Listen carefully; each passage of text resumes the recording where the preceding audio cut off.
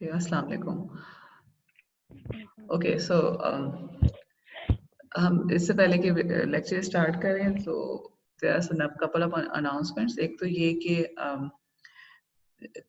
जो हमारा लॉकडाउन था या एक्चुअली क्लोजर ऑफ इंस्टीट्यूट जो है वो एक्सटेंड हो गया 15 जुलाई तक, और आप लोगों के एग्ज़ाम भी जिस तरह होने थे जून में, तो जाहिर है कि वो जून में नहीं होंगे एग्ज़ाम, जुलाई में। अभी तक हमें डेट नहीं फाइनल पता कि कब होंगे, लेकिन जब भी होंगे जाहिर है कि जुलाई में ही होंगे।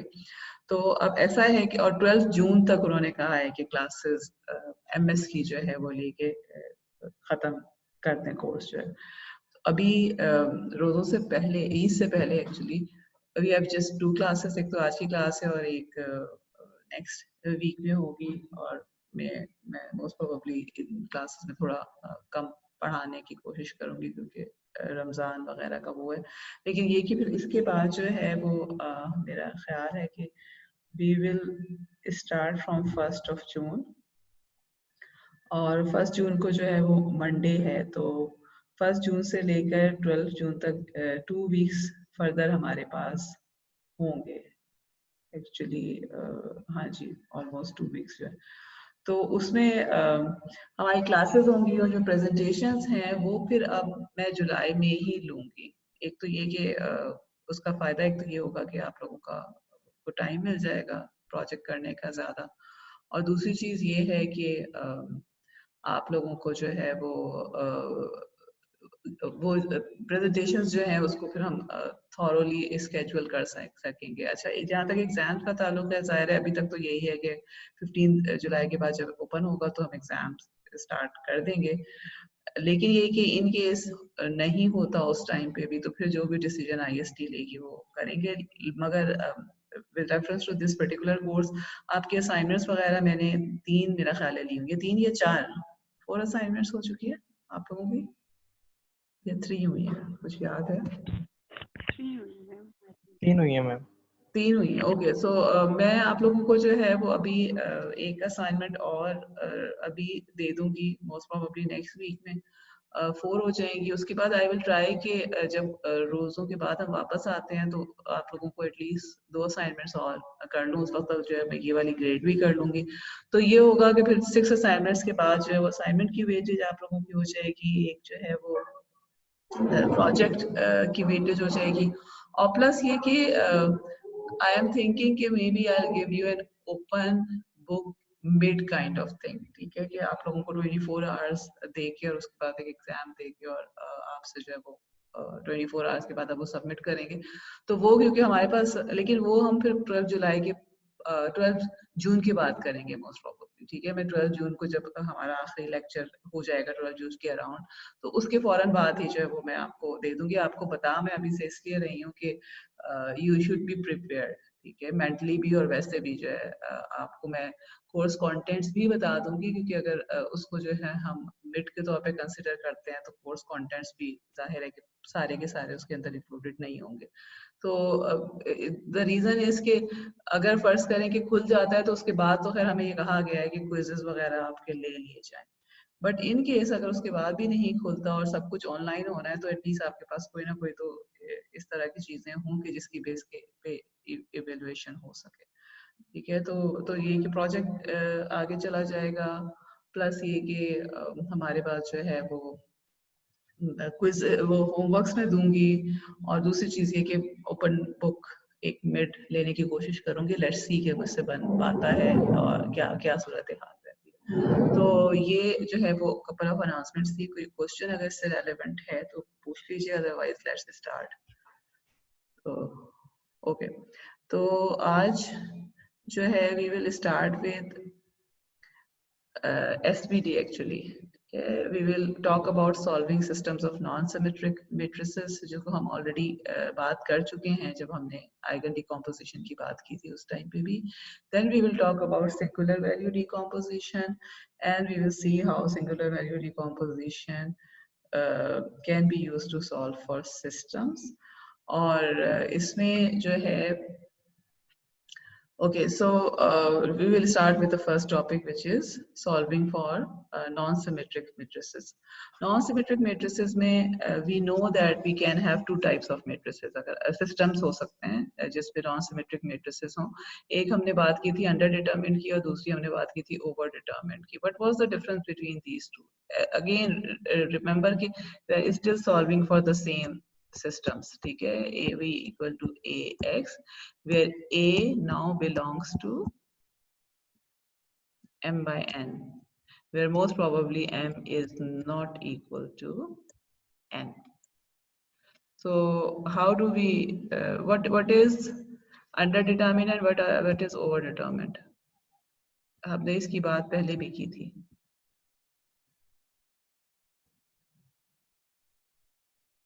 जी, anyone? मैम अंडर डिटरमिनेंट जिसमें नंबर ऑफ इक्वेशंस लेसर हो नंबर ऑफ अननोन से, और ओवर डिटरमिनेंट जिसमें नंबर ऑफ इक्वेशन ग्रेटर हो नंबर ऑफ अननोन से. ठीक है, so अंडर डिटरमिनेंट में number of equations are lesser than number of unknowns. less than, okay, number of unknowns. ठीक है, यहाँ पे नजर भी आ रहा होगा आपको. और ओवर डिटरमिनेंट जो है इस केस में number of equations are less than, oh sorry, greater than number of unknowns. Now in these cases we actually talked about how can this system be or what can be the problem. So अगर मैं underdetermined की बात करती हूँ तो my A would be something like this. ठीक है, कि इसको हम फैट मैट्रिक्स कहते हैं कि विच मींस के नंबर ऑफ रोज जो है वो कम है और नंबर ऑफ वेरिएबल्स ज्यादा हैं. और इस केस में वी नो कि we can not have one solution, we can have infinite many solution and our challenge is to find the best solution from those solutions. ठीक है, और दूसरा जो ओवर डिटरमिनेंट का केस है, इस केस में our A will be something like ये टॉल मैट्रिक्स टॉल ए की हम बात करते हैं. सो इन दिस केस में number of rows is less than number of columns and in this case number of rows is greater than number of columns. And in this situation कि जिसमें आपके पास tall a होता है, इस case में normally we don't have any solutions because what actually happens is इस case में अगर फर्ज करें कि आपके पास सिर्फ दो वेरिएबल्स हैं x1 और x2, x1 plus x2 equal to 5 है, फिर x1 2x1 plus 3x2 equal to 2 है, and then we have let's suppose के 9x1 plus 2x2 equal to 1 है. तो देखने में तो ये लग रहा है कि इतनी ज्यादा इक्वेशंस है तो it should be very easy to solve क्योंकि दो ही तो वेरिएबल्स है. But actually we are never most of the time we are not able to find x and 1 जो कि x1 and x2 which will be able to solve all of these equations. तो इस case में जो है we actually take the approximate solution जिसके जो कि हम least square से find out कर रहे होते हैं. Okay, so for all both of these cases जिसमें आपके पास over determined system है या under determined system है, we actually talked about, we solve them by using singular value decomposition. और वो कैसे हम करते हैं, let's see. Okay, before we go to singular value decomposition, let's just look into this example. Okay, ये आपके पास एक मैट्रिक्स है और अगर ये आपको कहा जाता है कि आप इसका आप लोगों को एक्चुअली मैंने होमवर्क में क्वेश्चन भी दिया था कि कोई एक मैट्रिक्स दिया था और उसको कहा था कि ए ट्रांसपोज निकालें और ए ट्रांसपोज ए कंप्यूट करें, राइट.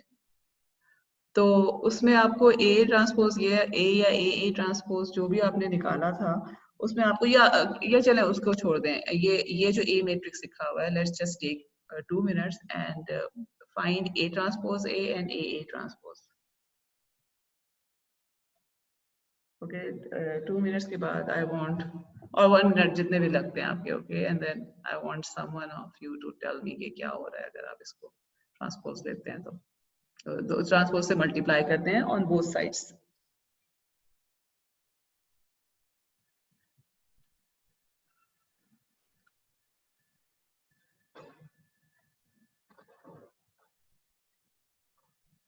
जी, हुआ किसी का? वैसे तो मैंने नोट्स भी सारे मेरे ख्याल है आप लोगों को दे दिए हैं, आपने अगर अपने वो खोले हुए भी हो तो।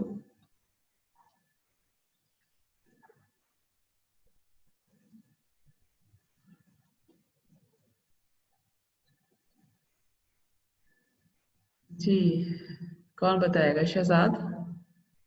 नहीं, शहजाद था, है ना शहजाद जी से? मैं अभी सॉल्व कर रहा हूँ। अभी सॉल्व कर रहे हैं, ओके। किसी का हुआ यस। है सॉल्व?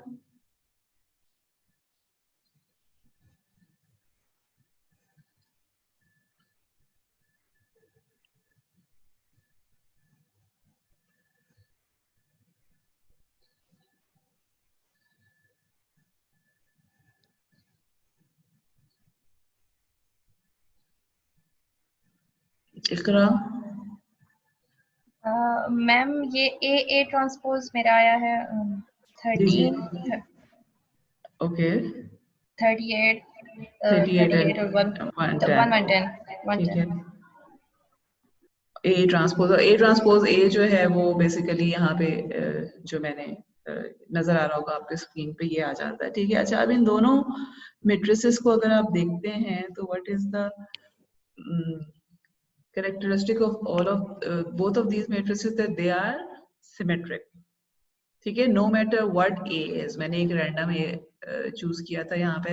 इन दिस केस अगर मैं इसका कहूँ कि A is representing the system, then it is representing an underdetermined system, ठीक है। बट इट डजंट मैटर, मैं अगर ओवर डिटरमिन्ड की भी ले लेती हूँ या इवन ए को जो है वो स्क्वायर भी ले लेती हूँ, whenever I multiply any matrix with this transpose for both sides, the resultant would have different order. For example, आप देख सकते हैं कि A transpose A is 3/3, but A transpose is 2/2, but both of them are uh, symmetric matrices. और symmetric से फिर क्या फायदा हो सकता है हमें?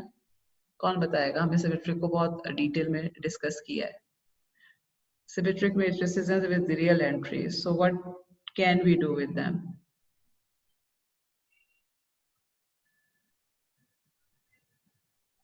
जी, नूर?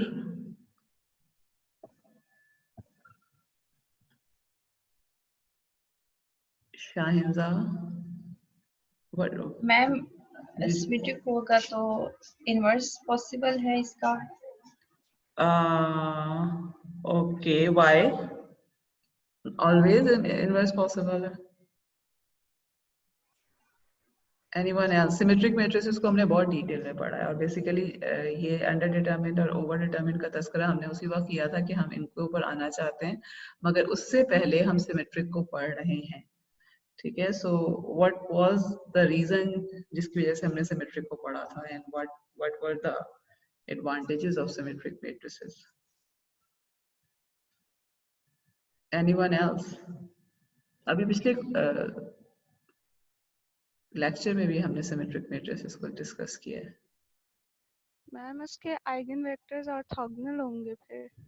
ओके, अगर आपके पास symmetric matrices with real entries हैं एंड डिस्टिंक्ट आइगन वैल्यूज हैं तो ऑर्थोगोनल आइगन वेक्टर्स होते हैं, ठीक है। एंड देन वी सॉ कि ऑर्थोगोनल अगर आपको आइगन वेक्टर्स मिल जाते हैं तो you can go in eigenbasis and it becomes easier to work in the eigenbasis, ठीक है। और आइगन बेसिस में जो है वो आपके पास मोस्ट ऑफ द चीजें जो होती हैं, they are just scaling of in different dimension, और फिर आप दोबारा जो है वो वापस अपने बेसिस में आ सकते हैं। बट द थिंग इज कि अगर आपके पास जो है वो सिमेट्रिक मैट्रिसेस हैं तो they are number of characteristics जो कि सिमेट्रिक मैट्रिसेस की वजह से उसके अंदर मौजूद होती है। For example, one of this is कि आपको नॉर्मल आइगन वेक्टर्स मिल सकते हैं अगर आपके पास डिस्टिंक्ट आइगन वैल्यूज हैं। फिर डिस्टिंक्ट अगर आइगन वैल्यूज हैं, इन्वर्टेबल की जिसने जो बात की थी, मेरे ख्याल है शाहिंजा ने की थी, that is actually true, but again that will be true only if you have distinct eigen values, क्योंकि हमने पढ़ा था। लेकिन उसके लिए सिमेट्रिक होना जरूरी नहीं है, मगर सिमेट्रिक में भी ये चीज होती है कि स्क्वायर मैट्रिक्स अगर है और आपके पास जो है वो डिस्टिंक्ट आइगन वैल्यूज हैं तो वो लीनियरली इंडिपेंडेंट हो जाता है। लेकिन अगर साथ ही सिमेट्रिक भी हो जाता है, देयर आर सर्टेन थिंग्स जो कि हम बार बार रिपीट करते रहे कि अगर सिमेट्रिक भी हो जाता है तो इसका क्या मतलब है कि distinct eigen values plus symmetric है तो लीनियरली इंडिपेंडेंट आइगन वेक्टर्स होंगे और ऑर्थोगोनल होंगे, और अगर हम उनको नॉर्मलाइज कर लेते हैं तो हमें ऑर्थोनॉर्मल आइगन वेक्टर्स मिल जाते हैं, ठीक है। तो these are all the things. इसका मतलब ये है कि ए, अगर आप कोई भी मैट्रिक्स लेते हैं तो ए ट्रांसपोज ए या ए ट्रांसपोज जो है, उन दोनों मैट्रिसेस के ऊपर we can apply eigen decomposition because they are square matrices. square के अलावा तो हम eigen decomposition वैसे भी नहीं कर सकते, ठीक है, but they are square matrices and they are symmetric matrices, तो इसकी properties जो है वो सारी हम यहाँ पे use कर सकते हैं. We are talking about this because SVD में basically this is what we do. So what actually we are doing in SVD के we have a matrix A which is okay, we have a matrix A और which is for the time being we are assuming कि ये square matrix नहीं है, ठीक है। तो हमने जिस तरह बात की थी कि जब आपके पास अगर स्क्वायर मैट्रिक्स है और वो सिमेट्रिक मैट्रिक्स है तो उसको हम डिकम्पोज कर सकते हैं, आइगन डिकम्पोजिशन कर सकते हैं, ठीक है। we talked about this thing, but in case of non symmetric matrices we can do singular value decomposition, ठीक है, जिसको हम लिखते हैं यूज सिग्मा वी ट्रांसपोज से, ठीक है। और this is for non symmetric A, ठीक है, और sorry non not necessarily symmetric, non square A कह रहे हैं आप, ये कह लें कि this is actually for any rectangular A जिसमें आपके पास जो है वो, और we already talked about this thing कि आपके पास if you have A, अगर आपके पास जो है वो V delta V transpose था for symmetric A with distinct eigenvalues, A with distinct eigen values, ठीक है, ये हम ऑलरेडी बात कर चुके हैं। अच्छा, now let's this is actually called singular value decomposition. अब इसमें हमारे पास we have three matrices U, sigma and V transpose. Now A is m by n, जो हमारे पास U मैट्रिक्स होता है this again is also m by n, ठीक है। It can be real, it can be complex, but वैसे यहाँ मैंने complex लिखा हुआ है नोट्स में, मगर most of the time we talk about real things, so इसलिए जो है इट डजंट मैटर कि अगर कॉम्प्लेक्स लिखा हुआ भी है, we will deal with the real matrices, मगर इसका ऑर्डर जो है that will be m by n. Sigma is again m by n, which means कि this is not a diagonal matrix, लेकिन इसको हम लिखते इसी तरह से हैं कि diagonal of sigma 1, sigma 2 to sigma p. Okay, I will write it down in a minute, जिससे आपको पता चलेगा कि what is p. और जो V transpose है, V transpose actually belongs to n by n, which means कि V also belongs to n by n. और ये देख लेंगे ये तीनों जब मल्टीप्लाई हो रहे हैं तो at the end of the day जो रिजल्टेंट है that actually belongs to m by n. Dimension जो है वो m by n हो जाती है. Now let's talk about these three matrices कि ये क्या क्या हैं, और then we will talk about कि ये आते कैसे हैं, ठीक है। ये हमारे पास okay, let's start with sigma. Sigma is actually a matrix which has, okay, just a minute.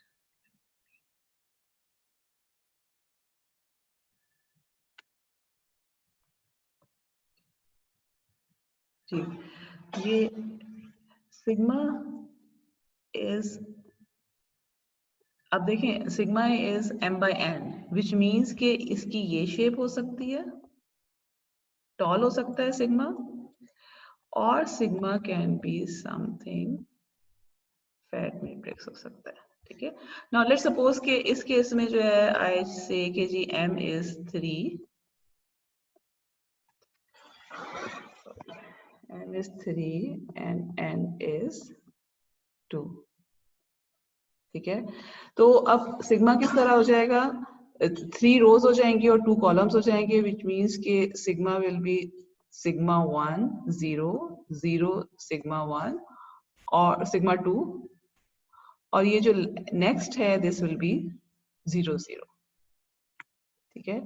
और इस केस में जो है लेट्स सपोज के m equal to 2 and n is equal to 3. Sorry, ये स्टाइलिस का फिर मसला हुआ है। Anyway, so this will be actually equal to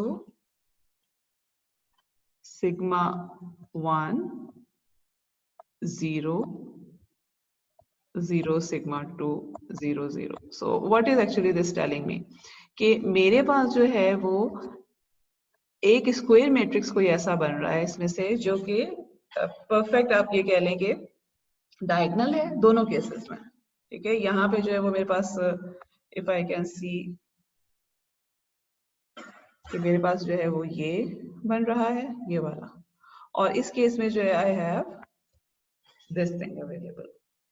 So now and then apart from that I have either the whole row or more than one rows जो कि 0 होंगी, और यहाँ पर जो है वो more than one column है जो कि 0 हो रहा होगा। तो diagonal जो है when I am going till P is actually telling me the number of this कि कितने सिग्मास हैं जो कि नॉन जीरो हो रहे हैं, ठीक है।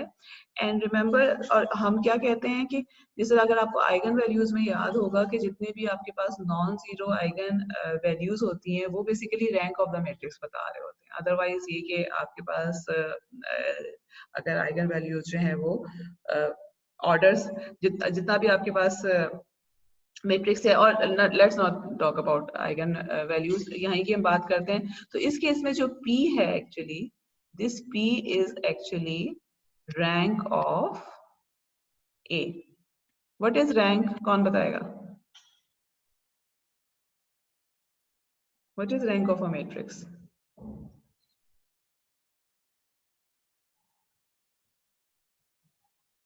जी आप लोगों से जबरदस्ती पूछना पड़ता है। किससे पूछूं? नूर बताएंगी जी। Noor ma'am number of non zero rows होती है। Number of non zero rows होती है ma'am after reduced echelon form. Okay okay, so it means कि ये रैंक जो होता है बट आपके पास जो है वो ये बता रहा होता है कि कितने लीनियरली इंडिपेंडेंट कॉलम्स हैं, ठीक है, और उसकी बेस पे बेसिकली आप डायमेंशन ऑफ द मैट्रिक्स को भी कर रहे होते हैं, ठीक है। सो P जो है इस केस में रैंक ऑफ द मैट्रिक्स है। And from these two matrices एक चीज जो आपको नजर आनी चाहिए जिसमें हम अगर मतलब हमने अगर जो है वो अंडर डिटरमिनेंट की बात की है या अंडर डिटरमिनेंट की बात की है या ओवर डिटरमिनेंट की बात की है, in both of these cases we can see कि rank can at most be equal to minimum dimension, ठीक है। अगर फर्ज करें कि फुल रैंक भी है तो यहाँ पर भी मेरे पास सिग्मा 2 से ज्यादा नहीं जा सकता नॉन जीरो जो है, because third row has to be zero. There is no way कि मैं डायगोनल में जो है वो थर्ड रो को मे बी एक सिग्मा लेकर आ जाऊं, बिकॉज जो भी यहाँ पे नंबर होगा जाहिर है वो कैंसिल होकर आपके पास ही कॉलम जीरो रो जीरो हो जाएगी, या इसमें जो है वो कॉलम जीरो हो जाएगा। So what we can see from here is के जो ये जो रैंक है, रैंक ऑफ रेक्टेंगुलर मैट्रिक्स जो है it can be equal to minimum of m और n at the most, ठीक है। इसका क्या मतलब है? सॉरी ये मेरा स्टाइलस पे जवाब दे गया तो मैं उंगली से लिखने की कोशिश कर रही हूँ, फिंगर जो है वो मेरी बेचारी ऐसे ही करती है। Okay, so if I have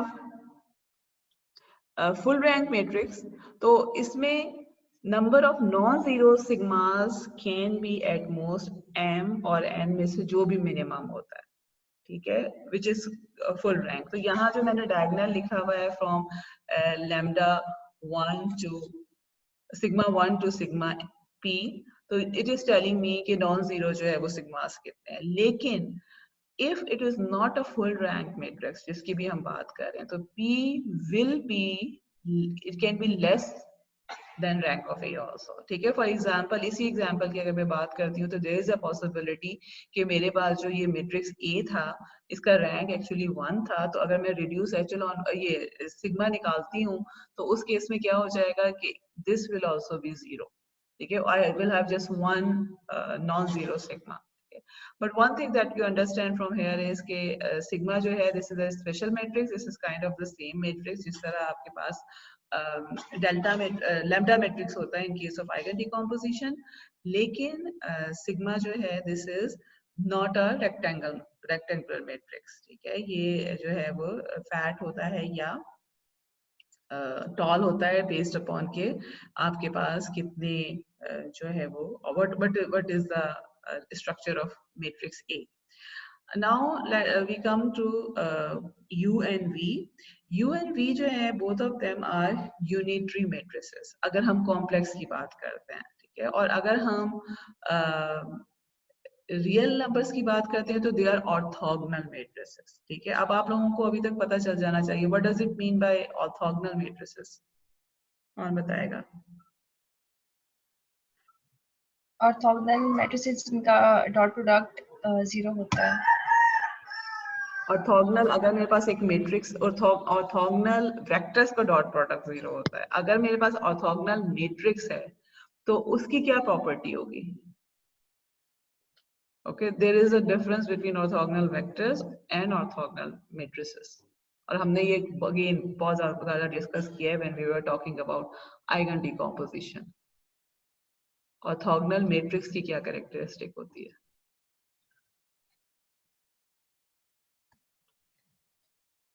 उसके वेक्टर्स मैम लीनियरली इंडिपेंडेंट होते हैं. Okay, and what is V inverse equal to for case of orthogonal? V transpose. V transpose. Okay, so what does it mean? Okay, V transpose times V or V transpose will be equal to I.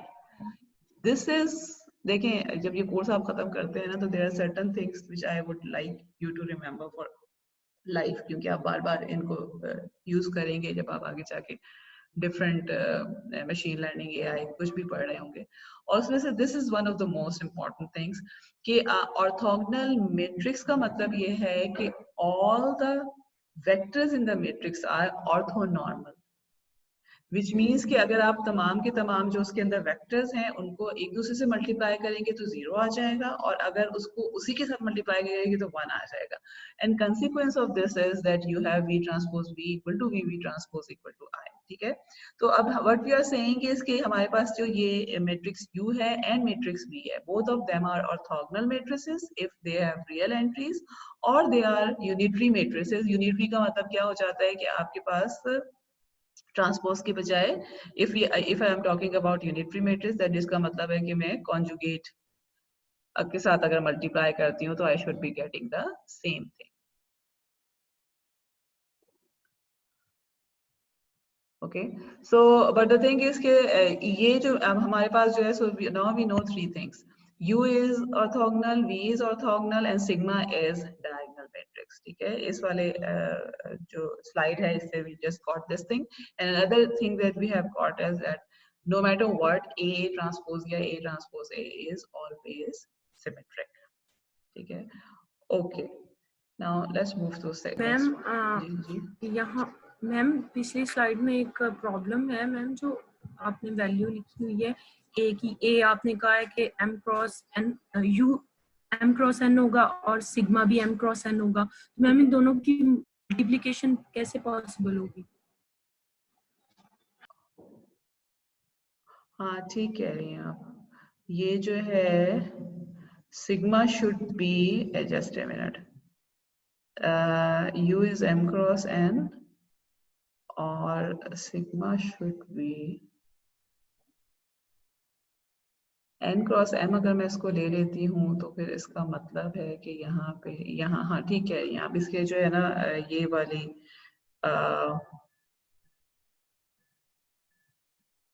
मैंने जो है वो गलती की. अच्छा u तो m/n हो जाएगा. What will be sigma in this case?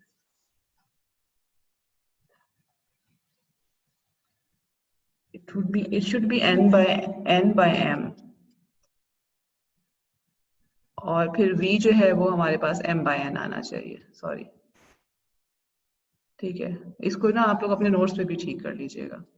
ठीक है, कि ओवरऑल जो है this would be sigma would be n by m और v will be equal to m by n। और ऑन द अदर हैंड एक और जो चीज हो सकती है वो ये कि okay let me actually check कि आपके पास okay both of the things are possible normally. मेरा ख्याल है I have written u wrong. u should be m by n, m by n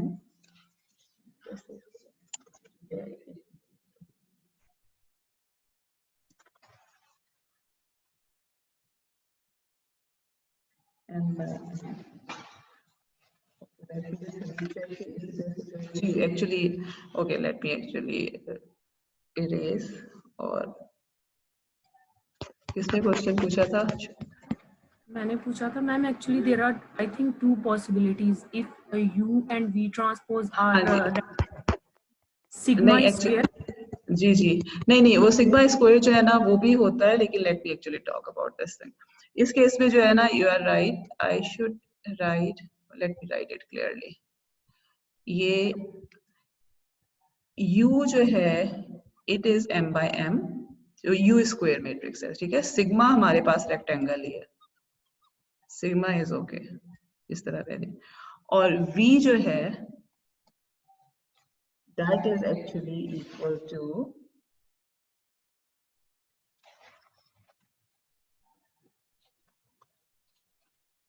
ji v क्या हो जाएगा अब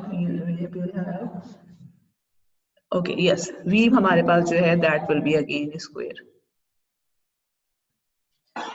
ओके यस सॉरी ठीक है। तो v ये जो है मेरे पास ये रेक्टेंगल ही है, ठीक है। We will talk about square sigma also in a bit, लेकिन ये कि what we are saying is कि आपके पास जो order of sigma is same as order of a, और u और v जो है वो यहाँ पे u को ठीक कर लीजिएगा, u is m by m। अब मैंने आपको नोट्स इस तरह भेज दिए तो it should be like this. So in this case what is actually happening is कि sigma is either fat matrix और it is a tall matrix depending upon कि ए हमारे पास किस तरह का था, ठीक है। और बाकी जो चीजें हैं दे स्टिल होल्ड कि अगर आपके पास जो है वो ए फुल रैंक है, अगर फर्ज करें कि ये फैट मैट्रिक्स है फुल रैंक है, तो इसका मतलब है कि एट द एंड हमारे पास कुछ जीरो कॉलम्स आएंगे। और अगर ये टॉल मैट्रिक्स है और फुल रैंक है तो एट द एंड जो है वो कुछ रोज हमारे पास जीरो आ जाएंगे, ठीक है। Okay let's move to next. okay this is the same thing जो कि हमने अभी पिछले स्लाइड्स में देखी है कि if we have m less than n then in this case sigma is sigma 1 sigma 2 और आपके पास कॉलम एक जीरो आ गया। और अगर ये टॉल मैट्रिक्स है ओवर डिटरमिनेंट सिस्टम है तो इसका मतलब है कि रो हमारे पास जीरो आ गई है, ठीक है। और आगे जो है वो I am talking about the case जिस इस तरह अगर हम यूनिटरी की या ऑर्थोगोनल मैट्रिक्स की, ठीक है। You need to remember this thing. Orthogonal matrix के बारे में there are certain other facts that you need to remember. Maybe मैं आपको जो है वो होमवर्क में इसको प्रूव करने के लिए दे दूंगी। एक तो ये चीज हमें पता है कि लेट्स सपोज कि इफ v इज ऑर्थोगोनल तो इसका मतलब है कि v transpose equal to v transpose v equal to I, which means कि रो एंड कॉलम्स दोनों ऑर्थोगोनल हैं। आप दोनों भी किसी साइड से भी ऑर्थोनॉर्मल्स हैं, एक कॉलम्स भी ऑर्थोनॉर्मल्स हैं, तो एक साइड से आप मल्टीप्लाई करें तब भी आपको आई मिल रहा है, और अगर दूसरी साइड से मल्टीप्लाई करें तब भी आई मिल रहा है, which means कि रोज आर आल्सो ऑर्थोनॉर्मल। इसके अलावा जो इसकी प्रॉपर्टी होती है ऑर्थोगोनल मैट्रिसेस की वो ये होती है कि if you are multiplying, orthogonal matrices are actually very important matrices because उनकी सर्टेन कैरेक्टरिस्टिक होती है जिस तरह के सिमेट्रिक मैट्रिसेस होते हैं। कि if you have a matrix जिस तरह मैंने एग्जांपल पे यहाँ लिखा हुआ है कि इफ Q इज ऑर्थोगोनल और इसके साथ आप किसी भी उसको मल्टीप्लाई करते हैं किसी भी वेक्टर को, तो length is preserve, which means कि अगर आप इसका नॉर्म ले रहे हैं which is a length of this matrix, और तो इट विल ऑर्थोगोनल मैट्रिक्स जो है वो बेसिकली उसमें कुछ भी ऐड नहीं कर रहा होता, इट रिमेन्स द सेम जो हमारे पास लेंथ आ रही होती है, ठीक है। And then another thing is कि ऑर्थोगोनल मैट्रिक्स की तमाम eigen values are 1। So these are the things that are special about the orthogonal matrices। लेकिन for the time being जो चीज हम यूज कर रहे हैं वो ये कि because V is orthogonal तो ये चीज होल्ड करेगी, and because U is orthogonal so U transpose equal to again U transpose U will also be equal to I, ठीक है, बट वी नो दैट इस इन दोनों आइज का जो ऑर्डर है वो डिफरेंट होगा बिकॉज ऑफ द रीजन कि आपके पास m और n डिफरेंट है, ठीक है। अच्छा, now let's talk about some properties of SVD before ये वाला स्लाइड में खत्म करती हूँ, then we will start the next slide and next chunk of the lecture also. Zoom session भी हमें start करना पड़ेगा। अच्छा, we talked about A transpose A. अगर मैं SVD ब्रेक डाउन करती हूँ और उसकी टर्म्स में बात करती हूँ तो A actually was equal to U sigma V transpose and A transpose, and then मेरे पास ये चीज आ रही है। Then if I open this thing, I get V sigma transpose U transpose U sigma V transpose. I know that U is unitary, so this will be I. तो ये क्या बन जाएगा? V sigma transpose sigma and V. Sigma transpose sigma. What is sigma? अब आपके पास देखें, अगर हमें फर्ज करें कि sigma is this thing. Sigma 1 0 0 and 0 sigma 2 0. तो sigma transpose will be equal to sigma 1 0 0 sigma 2 and 0 0. अगर मैं इनको मल्टीप्लाई करती हूँ सिग्मा ट्रांसपोज को सिग्मा से, तो what I get it, I actually get something which has squares of these in their diagonal. So it will be actually something V sigma square V transpose sigma square V, ठीक है। And remember this thing, ये जो sigma square है इसका order will depend कि आपके पास sigma कैसा था और आप सिग्मा ट्रांसपोज क्या आ रहा है जब आप मल्टीप्लाई कर रहे हैं। ये एक्चुअली रेक्टेंगल में वो हमारे पास रेक्टेंगल से स्क्वायर मैट्रिक्स बन जाएगा जब आप इसको इस तरह से मल्टीप्लाई कर रहे होगे। But what is this form? अगर आप इसको अपने पुरानी नॉलेज से कंपेयर करते हैं, ओके एक्चुअली मैंने गलत किया है, तो गलती नजर आ रही है किसी को? मैंने क्या किया गलत? यहाँ ट्रांसपोज नहीं होगा, दिस विल बी ट्रांसपोज, ठीक है। ये यहाँ से तो ये तो V आ रहा है ना, दिस इज ट्रांसपोज एक्चुअली, ये वाला जो है जी। एनीवन जल्दी से बताएं, 1 मिनट रह गया। यस मैम, ये हमने लास्ट टाइम किया था ये डायगोनलाइजेशन में। Okay, so this is actually it is actually same as eigen decomposition. ठीक है, इसमें जो ये सिग्मा है this will be square. Now this sigma is square. आप इसको प्रूव भी करके देख सकते हैं। Actually ये सेशन खत्म होता है, so just do this. Sigma transpose sigma यही वाले लें और इनको मल्टीप्लाई करें, you will get a square. And then we have V and V transpose here. So this is actually eigen decomposition. So what this is telling us कि हमारे पास A transpose A जो है that is actually it can be written as this eigen decomposition.